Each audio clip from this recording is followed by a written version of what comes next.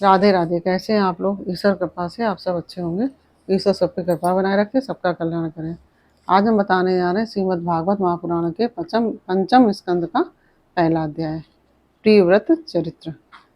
और उसके पहले हम कहना चाहेंगे, यदि आपने हमारे चैनल को सब्सक्राइब नहीं किया है तो प्लीज़ हमारे चैनल को सब्सक्राइब कर लीजिए और बेल आइकन बटन जरूर दबा दीजिए, जिससे कि हमारे आने वाले सारे वीडियोस आपको प्राप्त हो सकें। तो यदि आपको हमारी कथा पसंद आ रही हो तो वीडियो को लाइक शेयर अवश्य करिए और कमेंट में राधे राधे अवश्य लिखिए। आप लोग राधे राधे नहीं लिखते, राधे राधे अवश्य लिखिए। चलिए अब चलते हैं कथा की तरफ। श्रीमन नारायण नारायण हरि हरि, भजमन नारायण नारायण हरि हरि, तेरी लीला सबसे प्यारी प्यारी, हरि हरि तेरी लीला सबसे न्यारी न्यारी, हरि हरि। श्रीमन नारायण नारायण हरि हरि, भजमन नारायण नारायण हरि हरि। राधे राधे। बोलो कृष्ण कन्हैया लाल की जय। राजा परीक्षित ने पूछा, सुने महाराज, प्रियव्रत तो बड़े भगवत भक्त और आत्मा राम थे, उनकी गृहस्थाश्रम में कैसे रुचि हुई, जिनमें फंसने के कारण मनुष्य को अपने स्वरूप की विस्मृति होती है और वह कर्म बंधन से बन जाता है। प्रियवर, निश्चय ही ऐसे निस्संग महापुरुषों का इस प्रकार गृहस्थाश्रम में अभिनिवेश होना उचित नहीं है। इसमें किसी प्रकार का संदेह नहीं है। जिनका चित्त पूर्ण कीर्ति से हरि के चरणों की शीतल छाया का आश्रय लेकर शांत हो गया है, उन महापुरुषों की कुटुंब आदि में कभी आसक्ति नहीं हो सकती। ब्राह्मण, मुझे इस बात का बड़ा संदेह है कि महाराज प्रियव्रत ने स्त्री, घर और पुत्र आदि में आसक्त रहकर भी किस प्रकार सिद्धि प्राप्त कर ली और क्यों कर उनकी भगवान श्री कृष्ण में अविचल भक्ति हुई। श्री सुखदेव जी ने कहा, राजन, तुम्हारा कथन बहुत ठीक है। जिनका चित्त पवित्र कीर्ति श्री हरि के परम मधुर चरण कमल मकरंद के रस में सराबोर हो गया है, वे किसी विघ्न बाधा के कारण रुकावट आ जाने पर भी भगवत भक्त परमहंसों के प्रिय श्री वासुदेव भगवान के कथा श्रवण रूपी परम कल्याणमय मार्ग को प्रायः छोड़ते नहीं। राजन, राजकुमार प्रियव्रत बड़े भगवत भक्त थे। श्री नारद जी के चरणों की सेवा करने से उन्हें सहज में ही परमार्थ तत्व का बोध हो गया था। वे ब्रह्मसत्र की दीक्षा निरंतर ब्रह्माभ्यास में जीवन बिताने का नियम लेने वाले ही थे कि उसी समय उनके पिता स्वयंभू मनु ने उन्हें पृथ्वी पालन के लिए शास्त्र में बताए हुए सभी श्रेष्ठ गुणों से पूर्णतया संपन्न देख राज्य शासन के लिए आज्ञा दी। किंतु प्रियव्रत अखंड समाधि योग के द्वारा अपनी सारी इंद्रियों और क्रियाओं को भगवान वासुदेव के चरणों में ही समर्पण कर चुके थे। अतः पिता की आज्ञा का किसी प्रकार उल्लंघन करने योग्य न होने पर भी यह सोचकर कि राज्याधिकार पाकर मेरा आत्मस्वरूप स्त्री पुत्र आदि असत प्रपंच से आच्छादित हो जाएगा, राज्य और कुटुंब की चिंता में फंसकर मैं परमार्थ तत्व को प्रायः भूल जाऊंगा, उन्होंने उसे स्वीकार न किया। आदिदेव स्वयंभू भगवान ब्रह्मा जी को निरंतर इस गुणमय प्रपंच की वृद्धि का ही विचार रहता है। वे सारे संसार के जीवों का अभिप्राय जानते रहते हैं। जब उन्होंने प्रियव्रत की ऐसी प्रवृत्ति देखी, तब वे मूर्तिमान चारों वेद और मरीचि आदि पार्षदों को साथ लिए अपने लोक से उतरे। आकाश में जहाँ तहाँ विमानों पर चढ़े हुए इंद्र आदि प्रधान देवताओं ने उनका पूजन किया और तथा मार्ग में टोलियां बांधकर आए हुए सिद्ध गंधर्व, साध, चारण और मुनिजन ने स्तवन किया। इस प्रकार जगह जगह आदर सम्मान पाते वे साक्षात नक्षत्रनाथ चंद्रमा के समान गंधमादन की घाटी को प्रकाशित करते हुए प्रियव्रत के पास पहुंचे। प्रियव्रत को आत्मविद्या का उपदेश देने के लिए वहां नारद जी भी आए हुए थे। ब्रह्मा जी के वहां पहुंचने पर उनके वाहन हंस को देखकर देवर्षि नारद जान गए कि हमारे पिता भगवान ब्रह्मा जी पधारे हैं। अतः वे स्वयंभू मनु और प्रियव्रत के सहित तुरंत खड़े हो गए और सबने उनको हाथ जोड़कर प्रणाम किया। परीक्षित नारद जी ने उनकी अनेक प्रकार से पूजा की और सुमधुर वचनों में उनके गुण और अवतार की उत्कृष्टता का वर्णन किया। तब आदि पुरुष भगवान ब्रह्मा जी ने प्रियव्रत की ओर मंद मुस्कान युक्त दया दृष्टि से देखते हुए इस प्रकार कहा। श्री ब्रह्मा जी ने कहा, बेटा, मैं तुमसे सत्य सिद्धांत की बात कहता हूँ, ध्यान देकर सुनो। तुम्हें अप्रमेय श्री हरि के प्रति किसी प्रकार की दो दृष्टि नहीं रखनी चाहिए। तुम्ही क्या, हम महादेव जी भी, तुम्हारे पिता स्वयंभु मनु और तुम्हारे गुरु ये महर्षि नारद भी विवश होकर उन्हीं की आज्ञा का पालन करते हैं। उनके विधान को कोई भी देहधारी ना तो तप विद्या योग बल और बुद्धि बल से, न अर्थ और धर्म की शक्ति से, और न स्वयं या किसी दूसरे की सहायता से ही टाल सकता है। केवल उसी अव्यक्त ईश्वर के दिए हुए शरीर को सब जीव जन्म मरण शोक मोह भय और सुख दुख का भोग करने तथा कर्म करने के लिए सदा धारण करते हैं। वत्स, जिस प्रकार रस्सी से नथा हुआ पशु मनुष्यों का बोझ ढोता है, उसी प्रकार परमात्मा की वेदवाणी रूप बड़ी रस्सी में सत्व आदि गुण, सात्विक आदि कर्म और उनके ब्राह्मणा आदि वाक्यों की मजबूत डोरी से जकड़े हुए हम सब लोग उन्हीं की इच्छा अनुसार कर्म में लगे रहते हैं और उसके द्वारा उनकी पूजा करते रहते हैं। हमारे गुण और कर्मों के अनुसार प्रभु ने हमें जिस योनि में डाल दिया है, उसी को स्वीकार करके वे जैसी व्यवस्था करते हैं, उसी के अनुसार हम सुख या दुख भोगते हैं।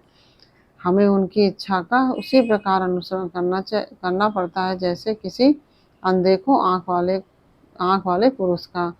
मुक्त पुरुष भी इस प्रारब्ध का भोग करता हुआ भगवान की इच्छा के अनुसार अपने शरीर को धारण करता ही है। ठीक वैसे ही जैसे मनुष्य की निद्रा टूट जाने पर भी स्वप्न में अनुभव किए हुए पदार्थ का स्मरण होता है। इस अवस्था में भी उसको अभिमान नहीं होता और विषय वासना के जिन संस्कारों के कारण दूसरा जन्म होता है, उन्हें वह स्वीकार नहीं करता। जो पुरुष इंद्रियों के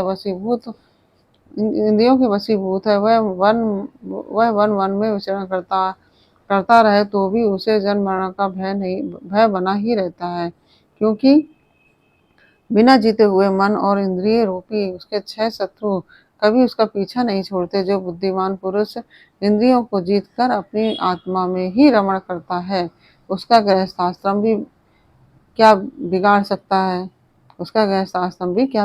है। जैसे इन 6 शत्रुओं को जीतने की इच्छा हो, वह पहले घर में रहकर ही उनका अत्यंत निरोध करते हुए उन्हें वश में करने का प्रयत्न करे। किले में सुरक्षित रहकर लड़ने वाला राजा अपने प्रबल शत्रुओं को भी जीत लेता है। फिर जब इन शत्रुओं का फल अत्यंत क्षीण हो जाए, तब विद्वान पुरुष इच्छानुसार विचार करता है।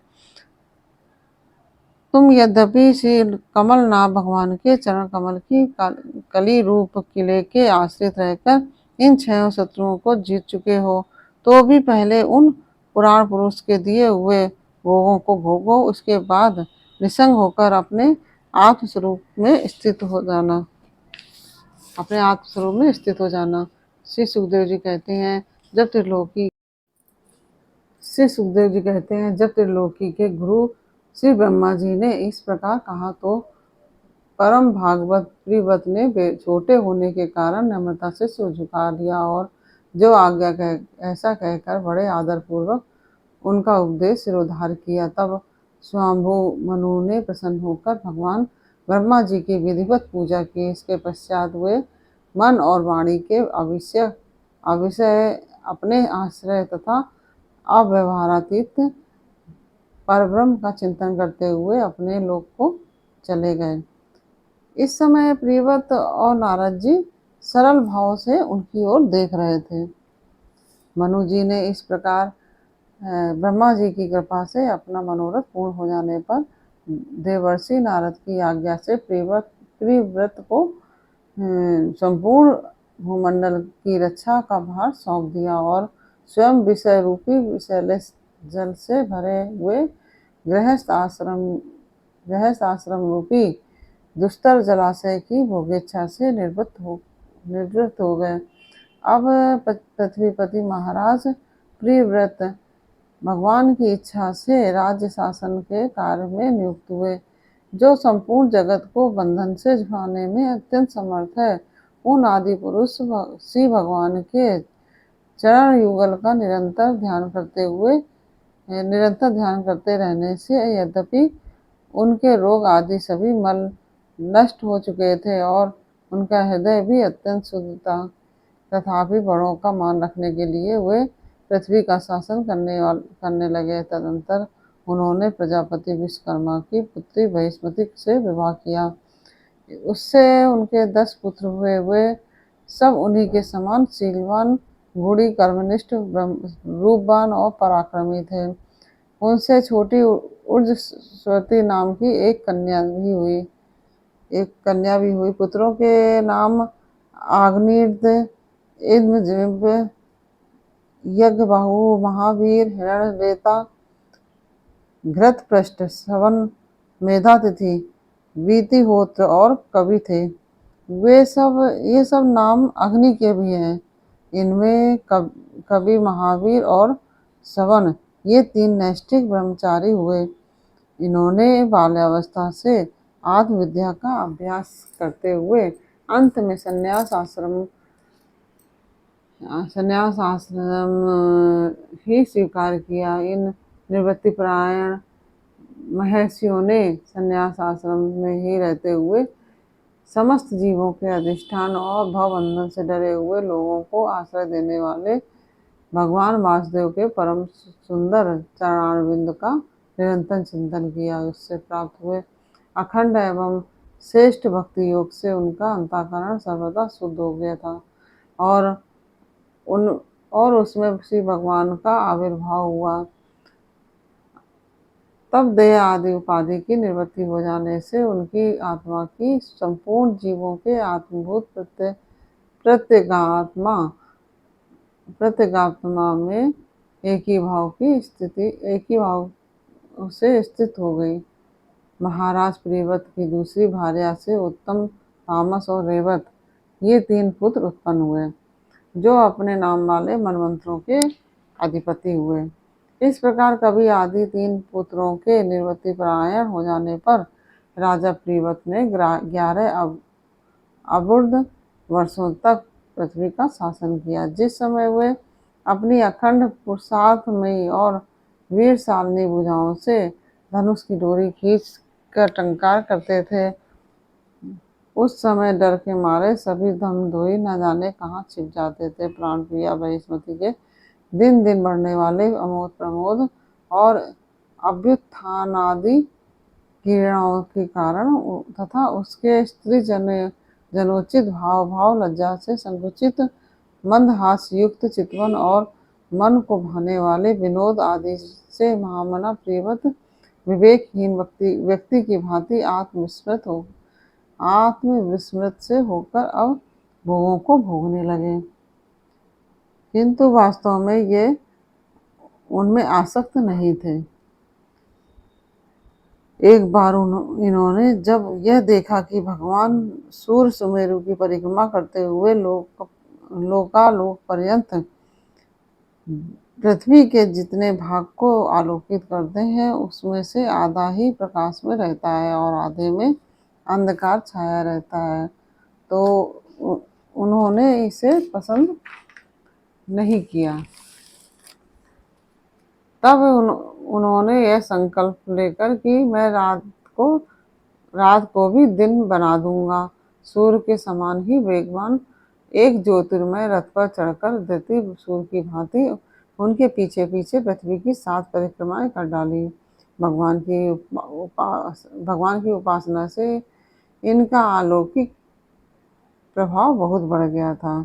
उस समय इनके रथ का पहिए से जो ढीकें बनी थी, वे ही 7 समुद्र हुए। उनसे पृथ्वी में 7 द्वीप हो गए। उनके नाम क्रमशः जम्बू प्लस, सालमली, कुश, क्रौच, साख और पुष्कर द्वीप हैं। इनमें से पहले पहले की अपेक्षा आगे आगे के द्वीप का परिमाण दूना है और ये समुद्र के बाहरी भाग में पृथ्वी के चारों ओर फैले हुए हैं। 7 समुद्र क्रमशः खारे जल, ईख के रस, मदिरा, घी, दूध, मट्ठे और मीठे जल से भरे हुए हैं। ये सातों द्वीपों की खाइयों के समान है। ये सातों द्वीपों की खाइयों के समान है और परिमाण में अपने भीतर वाले द्वीप के बराबर है। इनमें से एक एक क्रमशः अलग अलग सातों द्वीपों को बाहर से घेर कर स्थित है। बृहस्पति महाराज प्रियव्रत ने अपने अनुगत पुत्र आग्नेत्र, इन्द्रजुहा, यज्ञबाहु, हिरण्यरेता, भरत, पृष्ठ, मेधातिथि और वीतिहोत्र में से क्रमशः एक एक को उक्त जम्बू आदि द्वीपों में से एक एक का राजा बनाया। उन्होंने अपनी कन्या ऊर्जस्वती का विवाह शुक्राचार्य जी से किया। उसी से शुक्र कन्या देवानी का जन्म हुआ। राजन जिन्होंने भगवत चरण बिंदु की रज से रज के प्रभाव से शरीर के भूख, प्यास, शोक, मोह और जरा मृत्यु इन 6 गुणों को अथवा मन के सहित 6 इंद्रियों को जीत लिया, उन भगवत भक्तों का ऐसा पुरुषार्थ होना कोई आश्चर्य की बात नहीं है। क्योंकि वर्ण महेश कृत चांडाल आदि नीच योनि का पुरुष भी भगवान के नाम का केवल एक बार उच्चारण करने से तत्काल संसार बंधन से मुक्त हो जाता है। इस प्रकार अतुलनीय बल पराक्रम से युक्त महाराज प्रियव्रत एक बार अपने को देवर्षि नारद के चरणों की शरण में जाकर भी पुनः देववश प्राप्त हुए प्रपंच में फंस जाने से अशांत सा देख मन ही मन विरक्त होकर इस प्रकार कहने लगे। ओह, बड़ा बुरा हुआ। मेरी विषय लोलुप इंद्रियों ने मुझे इस अविद्या जनित विषम विषय रूप अंधकूप में गिरा दिया। बस बहुत हो गया। हाय, मैं तो स्त्री का क्रीड़ा मृग ही बन गया हूँ। उसने मुझे बंदर की भांति नचाया। मुझे धिक्कार है। इस प्रकार उन्होंने अपने को बहुत कुछ भला बुरा कहा। परम आराध्य श्री हरि की कृपा से उनकी विवेक वृत्ति जागृत हो गई। उन्होंने यह सारी पृथ्वी यथायोग अपने अनुगत पुत्रों को बांट दी और जिसके साथ उन्होंने तरह तरह के भोग भोगे थे, उस अपनी राजरानी को साम्राज्य लक्ष्मी के सहित मृतदेह के समान छोड़ दिया तथा हृदय में वैराग धारण कर भगवान की लीलाओं का चिंतन करते हुए उसके प्रभाव से श्री नारद जी के बतलाए हुए मार्ग का पुनः अनुसरण करने लगे। महाराज प्रियव्रत के विषय में निम्नलिखित लोकोक्ति प्रसिद्ध है। राजा प्रियव्रत ने जो कर्म किए उन्हें सर्वशक्तिमान ईश्वर के सिवा और कौन कर सकता है। उन्होंने रात्रि के अंधकार को मिटाने का प्रयत्न करते हुए अपने रथ के पहियों से बनी हुई लीकों से ही 7 समुद्र बना दिए।